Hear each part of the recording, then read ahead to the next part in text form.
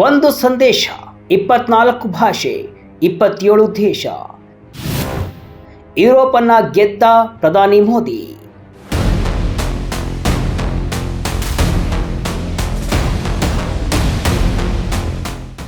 Vijaya Karnataka web ವೀಕ್ಷಕರಿಗೆ ನಮಸ್ಕಾರ. ನಾನು ಶಿವಮೂರ್ತಿ ಸರ್ಬಾ. ಅದು 2014 ನರೇಂದ್ರ ಮೋದಿಯವರು ಲೋಕಸಭಾ ಚುನಾವಣೆಯಲ್ಲಿ ಗೆದ್ದಾಗ ಬ್ರಿಟನ್ನ ಪತ್ರಿಕೆಯೊಂದು ಅವರನ್ನು ಭಾರತದ ಮೊದಲ ಸೋಷಿಯಲ್ ಮೀಡಿಯಾ ಪ್ರಧಾನಿ ಅಂತ ಕರೆದಿತ್ತು. ಅಂದು ಶುರುವಾದ ಆ ಡಿಜಿಟಲ್ ಪ್ರಯಾಣವೇ ಈಗ 12 ವರ್ಷಗಳ ನಂತರ ಜಾಗತಿಕ ರಾಜತಾಂತ್ರಿಕತೆಯ ಅಸ್ತ್ರವಾಗಿ ಬದಲಾಗಿದೆ. ಮಂಗಳವಾರ ಭಾರತ ಮತ್ತು ಯುರೋಪಿಯನ್ ಯೂನಿಯನ್ ಐತಿಹಾಸಿಕ ಮುಕ್ತ ವ್ಯಾಪಾರ ಒಪ್ಪಂದವನ್ನು ಘೋಷಿಸಿದಾಗ ಪ್ರಧಾನಿ ಮೋದಿ ಅದನ್ನು ಕೇವಲ ಒಂದು ಸೈನ್ಗೆ ಲಿಮಿಟ್ ಮಾಡಲಿಲ್ಲ. ಬದಲಿಗೆ ತಮ್ಮ ಸೋಷಿಯಲ್ ಮೀಡಿಯಾ ಚಾಕಚಕ್ಯತೆಯನ್ನು ಬಳಸಿ ಇಡೀ ಯುರೋಪನ್ನು ತಲುಪುವ ಮೂಲಕ ರಾಜತಾಂತ್ರಿಕ ಮೈಲಿಗಲ್ಲನ್ನೇ ನೆಟ್ಟಿದ್ದಾರೆ. ಈ ಒಪ್ಪಂದದ ಹಿಂದೆ ಅಮೆರಿಕದ ಅಧ್ಯಕ್ಷ ಡೊನಾಲ್ಡ್ ಟ್ರಂಪ್ ಅವರ ಭಯವೂ ಇದೆ ಅಂದರೆ ನೀವು ನಂಬಲೇಬೇಕು. ಟ್ರಂಪ್ ಅವರ ಸುಂಕದ ಸಮರಕ್ಕೆ ಸೆಟ್ಟು ಹೊಡೆಯಲು ಭಾರತ ಮತ್ತು ಯುರೋಪ್ ಒಂದಾಗಿವೆ. ಆದರೆ ಈ ಡೀಲ್ ಆದ ಬಳಿಕ ಮೋದಿ ಮಾಡಿದ ಆ ಒಂದು ಕೆಲಸ ಈಗ ಜಾಗತಿಕ ಮಟ್ಟದಲ್ಲಿ ಮಲ್ಟಿ ಲಿಂಗ್ವಲ್ ಮಾಸ್ಟರ್ ಸ್ಟ್ರೋಕ್ ಅಂತ ಕರೆಸಿಕೊಳ್ತಾ ಇದೆ. ಭಾರತ ಹಾಗೂ EU ನಡುವಿನ ಒಪ್ಪಂದ ಈಗ ಹಲವು ರಾಷ್ಟ್ರಗಳಿಗೆ ಸಂಕಷ್ಟವನ್ನು ತಂದಿದೆ. ಹಾಗಾದರೆ ಏನಿದು ಭಾರತ ಯುರೋಪ್ ಡೀಲ್? ಮೋದಿ 24 ಭಾಷೆಗಳಲ್ಲಿ ಟ್ವೀಟ್ ಮಾಡಿದ್ಯಾಕೆ? ಇದರಿಂದ ಬ್ರಿಟನ್ಗೆ ಸಂಕಷ್ಟ ಎದುರಾಗಿದ್ದು ಹೇಗೆ? ಡೀಟೇಲ್ ಆಗಿ ನೋಡ್ಕೊಂಡು ಬರೋಣ. ಒಂದೇ ಮೆಸೇಜ್, 27 ದೇಶಗಳು ಟಾರ್ಗೆಟ್. ಭಾಷೆ ಮೂಲಕವೇ ಸಂಬಂಧ ಬೆಸೆದ ಮೋದಿ. ಹೌದು, ಜನವರಿ 27ರಂದು ಭಾರತ ಮತ್ತು ಯುರೋಪಿಯನ್ ಯೂನಿಯನ್ ನಡುವೆ ಮದರ್ ಆಫ್ ಆಲ್ ಡೀಲ್ಸ್ ಅಂತ ಕರೆಯಲ್ಪಡುವ ಐತಿಹಾಸಿಕ ಒಪ್ಪಂದ ಆಗಿದೆ. 2 ದಶಕಗಳ ಮಾತುಕತೆಯ ನಂತರ ಈ ಒಪ್ಪಂದ ಅಂತಿಮಗೊಂಡಿದೆ. ಈ ಡೀಲ್ ಘೋಷಣೆಯಾದ ತಕ್ಷಣ ಪ್ರಧಾನಿ ಮೋದಿ ಎಕ್ಸ್ ಖಾತೆಯಲ್ಲಿ ಪೋಸ್ಟ್ ಒಂದನ್ನು ಹಾಕಿದರು. ಇಂಗ್ಲಿಷ್ನಲ್ಲಿ ಟ್ವೀಟ್ ಮಾಡಿದ ಅವರು, ಭಾರತ EU FTA ಮುಕ್ತಾಯವು ನಮ್ಮ ಸಂಬಂಧಗಳಲ್ಲಿ ಮಹತ್ವದ ಮೈಲಿಗಲ್ಲಾಗಿದೆ. ಇದನ್ನು ಸಾಧ್ಯವಾಗಿಸಿದ ಯುರೋಪಿನ ಎಲ್ಲ ನಾಯಕರಿಗೆ ಧನ್ಯವಾದಗಳು. ಈ ಒಪ್ಪಂದವು ಆರ್ಥಿಕ ಸಂಬಂಧಗಳನ್ನು ಆಳಗೊಳಿಸ್ತಾ ಇದೆ ಮತ್ತು ನಮ್ಮ ಜನರಿಗೆ ಅವಕಾಶಗಳನ್ನು ಸೃಷ್ಟಿಸುತ್ತೆ ಅಂತ ಬರೆದಿದ್ರು.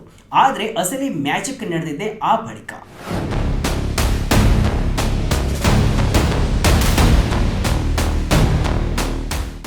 ಪ್ರಧಾನಿ ನರೇಂದ್ರ ಮೋದಿಯವರು ಈ ಸಂದೇಶವನ್ನು ಕೇವಲ ಇಂಗ್ಲಿಷ್ಗೆ ಸೀಮಿತಗೊಳಿಸುತ್ತಿಲ್ಲ. ಯುರೋಪಿಯನ್ ಯೂನಿಯನ್ನ ಎಲ್ಲ 24 ಅಧಿಕೃತ ಭಾಷೆಗಳಲ್ಲಿಯೂ ಇದೇ ಸಂದೇಶವನ್ನು ಟ್ವೀಟ್ ಮಾಡುವ ಮೂಲಕ ಎಲ್ಲರನ್ನ ಅಚ್ಚರಿಗೊಳಿಸಿದರು. French, German, Greek, Italian, Bulgarian, Croatian, ಜಕ್, Danish, Dutch, Estonian, Finnish, Hungarian, Irish, Latvian, Lithuanian, Maltese, Polish, Portuguese, Romanian, Slovak, Slovenian, Spanish ಮತ್ತು ಸ್ವೀಡಿಷ್ ಭಾಷೆಗಳಲ್ಲಿ ಮೋದಿ ಟ್ವೀಟ್ ಮಾಡಿದರು. ಈ ಮೂಲಕ ಅವರು 27 EU ರಾಷ್ಟ್ರಗಳ ನಾಯಕರಿಗೆ ಮತ್ತು ಜನರಿಗೆ ವೈಯಕ್ತಿಕವಾಗಿ ತಲುಪುವ ಪ್ರಯತ್ನವನ್ನು ಕೂಡ ಇಲ್ಲಿ ಮಾಡಿದರು. ಮೋದಿ ನಡೆಗೆ ತಜ್ಞರು ಹೇಳಿದ್ದೇನು ಗೊತ್ತಾ? ಇದು ಬರೀ ಟ್ವೀಟ್ ಅಲ್ಲ, ಸಾಂಸ್ಕೃತಿಕ ಹಸ್ತಲಾಘವ. ಪ್ರಧಾನಿ ಮೋದಿಯವರ ಈ ನಡೆಗೆ ಜಾಗತಿಕ ತಜ್ಞರು ತಲೆಬಾಗಿದ್ದಾರೆ. ಯುರೋಪಿಯನ್ ಕಮಿಷನ್ ಹಿರಿಯ ತಜ್ಞೆ ಮತ್ತು ರಾಜಕೀಯ ವಿಶ್ಲೇಷಕಿ ಡಾಕ್ಟರ್ ಕ್ರಿಸ್ಟಿನಾ ವ್ಯಾನ್ ಬರ್ಗೆನ್ ಅವರು ಇದೊಂದು ಗ್ರೇಸ್ಫುಲ್ ಹ್ಯಾಟ್ ಟಿಪ್ ಅಂತ ಬಣ್ಣಿಸಿದ್ದಾರೆ. ಪ್ರತಿ ದೇಶದ ಭಾಷೆಯಲ್ಲಿ ಮಾತನಾಡುವ ಮೂಲಕ PM ಮೋದಿಯವರು ವ್ಯಾಪಾರ ಒಪ್ಪಂದವನ್ನು ಸಾಂಸ್ಕೃತಿಕ ಹಸ್ತಲಾಘವವಾಗಿ ಪರಿವರ್ತಿಸಿದ್ದಾರೆ. ಈ FTA ವೈಯಕ್ತಿಕವಾಗಿ ಅನಿಸಿತೆ ಹೊರತು ಅಧಿಕಾರಶಾಹಿ ಪ್ರಕ್ರಿಯೆಯಂತೆ ಕಾಣಲಿಲ್ಲ. ಇದು ವ್ಯವಹಾರಕ್ಕಿಂತ ಹೆಚ್ಚಾಗಿ ಮಾನವೀಯ ಸಂಬಂಧದಂತೆ ಭಾಸವಾಯಿತು. ವ್ಯಾಪಾರವನ್ನು ಗೌರವದಲ್ಲಿ ಸುತ್ತಿ ನೀಡಿದ 21ನೇ ಶತಮಾನದ ಅತ್ಯುತ್ತಮ ರಾಜತಾಂತ್ರಿಕತೆ ಇದು ಅಂತ ಅವರು ಟ್ವೀಟ್ ಮಾಡಿದ್ದಾರೆ. ಅಲ್ಲದೆ ಇದು ತಕ್ಷಣಕ್ಕೆ ಹೊಡೆದ ಆಲೋಚನೆಯಲ್ಲ, ಇದು ಸಂಸ್ಕೃತಿ, ತಯಾರಿ ಮತ್ತು ಅಧಿಕೃತತೆಯಿಂದ ಬರುತ್ತದೆ ಅಂತ ಅವರು ಶ್ಲಾಘಿಸಿದ್ದಾರೆ. ಮತ್ತೊಬ್ಬ ಜಿಯೋಪಾಲಿಟಿಕಲ್ ಎಕ್ಸ್ಪರ್ಟ್ ಮಾರಿಯೋಸ್ ಕರಾಡ್ಜಿಯಾಸ್ ಕೂಡ ಇದನ್ನು ಅತ್ಯುತ್ತಮ ಸಾರ್ವಜನಿಕ ರಾಜತಾಂತ್ರಿಕತೆ ಅಂತ ಕರೆದಿದ್ದಾರೆ. ಡಿಜಿಟಲ್ ಯುಗದಲ್ಲಿ ಮೋದಿಯಂತಹ ನಾಯಕರು ಸಾಂಪ್ರದಾಯಿಕ ಮಾರ್ಗಗಳನ್ನು ಬೈಪಾಸ್ ಮಾಡಿ ಸೋಷಿಯಲ್ ಮೀಡಿಯಾ ಮೂಲಕ ಜಾಗತಿಕ ಪ್ರೇಕ್ಷಕರೊಂದಿಗೆ ನೇರವಾಗಿ ಸಂಪರ್ಕವನ್ನು ಸಾಧಿಸ್ತಾ ಇದ್ದಾರೆ. ಇದು ಸ್ಫೂರ್ತಿದಾಯಕ ಮತ್ತು ಪರಿಣಾಮಕಾರಿ ಬದಲಾವಣೆ ಅಂತ ಅವರು ಹೇಳಿದ್ದಾರೆ. ಮೋದಿಯವರ ಈ ನಡೆಗೆ ಪ್ರತಿಕ್ರಿಯೆಯಾಗಿ ಫಿನ್ಲ್ಯಾಂಡ್ ಅಧ್ಯಕ್ಷರು ಸೇರಿ ಹಲವು ನಾಯಕರು ಹಿಂದಿಯಲ್ಲಿ ಟ್ವೀಟ್ ಮಾಡಿ ಧನ್ಯವಾದವನ್ನು ಅರ್ಪಿಸಿರುವುದು ಈ ತಂತ್ರದ ಯಶಸ್ವಿಗೆ ಸಾಕ್ಷಿಯಾಗಿದೆ. ಟ್ರಂಪ್ ಭಯಕ್ಕೆ ಒಂದಾದ ಭಾರತ ಯುರೋಪ್. ಸುಂಕದ ಏಟಿಗೆ ಎದುರೇಟು ನೀಡಿದ ಡೀಲ್. ಇನ್ನು ಈ ಐತಿಹಾಸಿಕ ಒಪ್ಪಂದದ ಹಿಂದೆ ಅಮೆರಿಕದ ಅಧ್ಯಕ್ಷ ಡೊನಾಲ್ಡ್ ಟ್ರಂಪ್ ಅವರ ಎಫೆಕ್ಟ್ ಕೂಡ ಇದೆ. ಟ್ರಂಪ್ ಅವರ ಬಲವಂತದ ವ್ಯಾಪಾರ ತಂತ್ರಗಳು ಮತ್ತು ದಂಡನಾತ್ಮಕ ಸುಂಕಗಳಿಂದ ಭಾರತ ಮತ್ತು ಯುರೋಪ್ ಎರಡೂ ಕಂಗೆಟ್ಟಿದ್ವು. ಭಾರತವು ಈಗಾಗಲೇ 50% ಸುಂಕವನ್ನು ಪಾವತಿ ಮಾಡ್ತಾ ಇದೆ ಮತ್ತು ಅಮೆರಿಕದ ಪರವಾಗಿರುವ ಏಕಪಕ್ಷೀಯ ವ್ಯಾಪಾರ ಒಪ್ಪಂದಕ್ಕೆ ಸಹಿ ಹಾಕುವಂತೆ ಒತ್ತಡವನ್ನು ಹೇರಲಾಗಿತ್ತು. ಇನ್ನೊಂದೆಡೆ ಗ್ರೀನ್ಲ್ಯಾಂಡ್ ಅನ್ನ ಸ್ವಾಧೀನಪಡಿಸಿಕೊಳ್ಳುವ ಟ್ರಂಪ್ ಪ್ರಸ್ತಾಪವನ್ನು ಕೂಡ ವಿರೋಧಿಸಿದ್ದಕ್ಕಾಗಿ ಯುರೋಪ್ ಕೂಡ ಟ್ರಂಪ್ ಅವರ ಕೋಪಕ್ಕೆ ತುತ್ತಾಗಿತ್ತು. ಸುಂಕಗಳನ್ನು ಅಸ್ತ್ರವಾಗಿ ಬಳಸಿ ಮಿತ್ರ ರಾಷ್ಟ್ರಗಳನ್ನು ಶಿಕ್ಷಿಸುವುದು ಟ್ರಂಪ್ ಅವರ ಪ್ಲೇಬುಕ್ನ ಪ್ರಮುಖ ಅಂಶವಾಗಿದೆ. ಈ ಹಿನ್ನೆಲೆಯಲ್ಲಿ ಅಮೆರಿಕದ ಅವಲಂಬನೆಯನ್ನು ಕಡಿಮೆ ಮಾಡಲು ಮತ್ತು ಟ್ರಂಪ್ ಅವರ ಸುಂಕದ ಹೊಡೆತದಿಂದ ಪಾರಾಗಲು ಭಾರತ ಮತ್ತು ಯುರೋಪ್ ಪರಸ್ಪರ ಕೈ ಜೋಡಿಸಿವೆ. ಏನಿದು ಮದರ್ ಆಫ್ ಆಲ್ ಡೀಲ್ಸ್? 90% ಸುಂಕ ಕಡಿತ, ಆಟೋ ಮಾರುಕಟ್ಟೆ ಮುಕ್ತ. ಈಗ ಭಾರತ ಮತ್ತು EU ನಡುವಿನ ಡೀಲ್ನಲ್ಲಿ ಏನಿದೆ ಎಂಬುದನ್ನು ನೋಡೋಣ. ಕೇಂದ್ರ ಸಚಿವ ಪಿಯೂಷ್ ಗೋಯಲ್ ಹೇಳುವ ಪ್ರಕಾರ ಯುರೋಪಿಯನ್ ಯೂನಿಯನ್ ಭಾರತದ 90%ಕ್ಕೂ ಹೆಚ್ಚು ಸರಕುಗಳ ಮೇಲಿನ ಎಲ್ಲಾ ಸುಂಕಗಳನ್ನು ರದ್ದುಗೊಳಿಸಲಿದೆ. ಕಾರ್ಮಿಕ ಪ್ರಧಾನ ಸರಕುಗಳಿಗೆ EU ಸುಂಕವು ಶೂನ್ಯಕ್ಕೆ ಇಳಿಯಲಿದೆ. ಜವಳಿ, ಚರ್ಮ, ರತ್ನಗಳು ಮತ್ತು ಆಭರಣಗಳು, ಪಾದರಕ್ಷೆಗಳು ಮತ್ತು ಇಂಜಿನಿಯರಿಂಗ್ ಸರಕುಗಳಂತಹ ಕ್ಷೇತ್ರಗಳಿಗೆ ಇದು ದೊಡ್ಡ ವರದಾನವಾಗಲಿದೆ. ಇನ್ನೊಂದೆಡೆ ಯುರೋಪ್ಗೆ ಕೂಡ ಭರ್ಜರಿ ಆಫರ್ ಸಿಕ್ಕಿದೆ.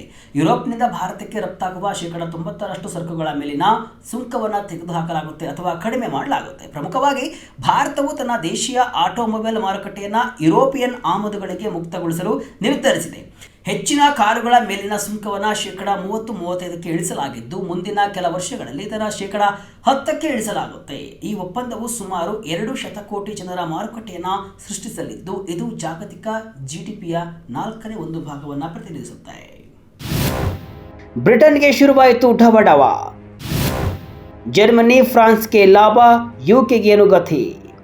ಭಾರತ ಮತ್ತು EU ನಡುವಿನ ಈ ಒಪ್ಪಂದವು ಬ್ರಿಟನ್ಗೆ ನುಂಗಲಾರದ ತುತ್ತಾಗಿ ಪರಿಣಮಿಸಿದೆ.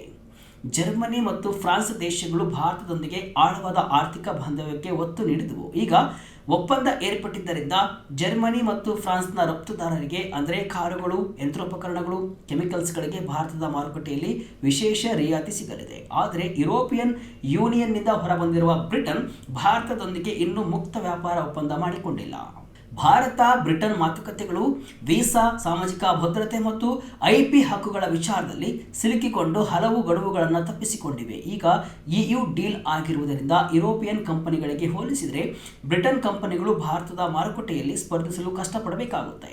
ಬ್ರಿಟನ್ ತನ್ನದೇ ಆದ ಒಪ್ಪಂದವನ್ನು ಮಾಡಿಕೊಳ್ಳದಿದ್ದರೆ ಅಥವಾ ತಡ ಮಾಡಿದರೆ ಅದು ಸ್ಪರ್ಧಾತ್ಮಕ ಅನಾನುಕೂಲತೆಯನ್ನು ಎದುರಿಸಬೇಕಾಗುತ್ತೆ. ಬ್ರಸೆಲ್ಸ್ ಪ್ರಕಾರ ಈ ಒಪ್ಪಂದವು 2032ರ ವೇಳೆಗೆ ಭಾರತಕ್ಕೆ EU ರಫ್ತುಗಳನ್ನು ಡಬಲ್ ಮಾಡಬಹುದು ಹಾಗೂ ಯುರೋಪಿಯನ್ ಸಂಸ್ಥೆಗಳಿಗೆ ವಾರ್ಷಿಕವಾಗಿ 4 ಬಿಲಿಯನ್ ಯೂರೋಗಳಷ್ಟು ಸುಂಕವನ್ನು ಉಳಿಸಬಹುದು. ಹೀಗಾಗಿ ಬ್ರಿಟನ್ ಮೇಲೆ ಒತ್ತಡ ಹೆಚ್ಚಾಗಿದೆ. ಅಮೆರಿಕದ ಅಸಮಾಧಾನ, ಮೋದಿ ಸಮರ್ಥನೆ. ಇದಕ್ಕೂ ರಷ್ಯಾ ಆಯಿಲ್ ಲಿಂಕ್ ಮಾಡಿದ US.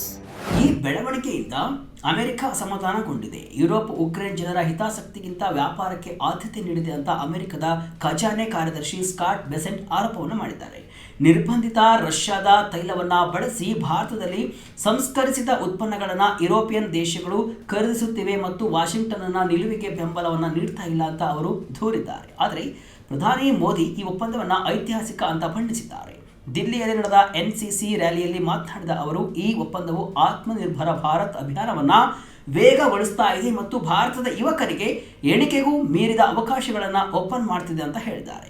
ಇದನ್ನು ಗೇಮ್ ಚೇಂಜರ್ ಅಂತ ಕರೆದಿರುವ ಮೋದಿ ಸೃಜನಶೀಲ ಆರ್ಥಿಕತೆ, ಗೇಮಿಂಗ್, ಫ್ಯಾಷನ್, IT ಮತ್ತು ಇತರ ವೃತ್ತಿಪರ ಸೇವೆಗಳು ಇದರಿಂದ ಲಾಭ ಪಡೆಯಲಿವೆ ಅಂತ ವಿಶ್ವಾಸವನ್ನು ವ್ಯಕ್ತಪಡಿಸಿದ್ದಾರೆ.